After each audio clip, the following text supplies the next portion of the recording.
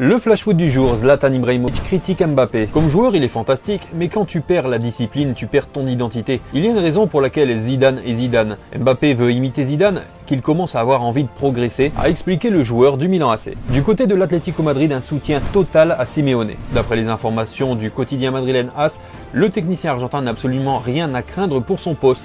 Sous contrat jusqu'en juin 2024, l'ancien joueur de l'Inter Milan dispose de la confiance totale de ses dirigeants qui estiment qu'il reste l'homme de la situation pour relancer les rojiblancos. En Belgique, coup dur, Lukaku incertain pour le mondial. Victime d'une rechute musculaire à la cuisse, Lukaku se montrait tout de même confiant concernant sa capacité à tenir sa place lors de la Coupe du Monde 2022.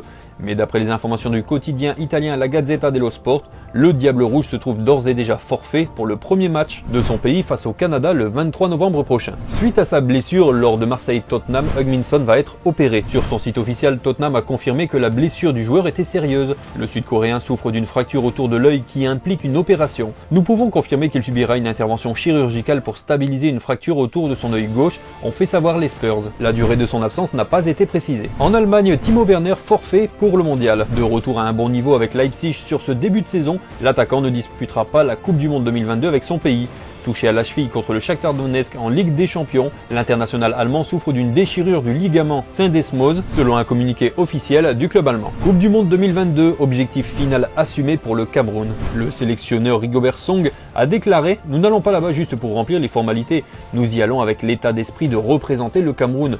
Pourquoi pas atteindre les objectifs comme toutes les nations qui viendront, le but c'est d'arriver jusqu'en finale », a déclaré le sélectionneur. Au Real Madrid, la déclaration d'amour de Kvaratskhelia. Mon plus grand rêve, gagner la Ligue des Champions avec le Real Madrid. Depuis mon enfance, je suis un fan du Real. J'ai toujours regardé leurs matchs, a assumé l'ancien joueur du Dynamo Batumi auprès de la télévision géorgienne avant son arrivée en Italie cet été.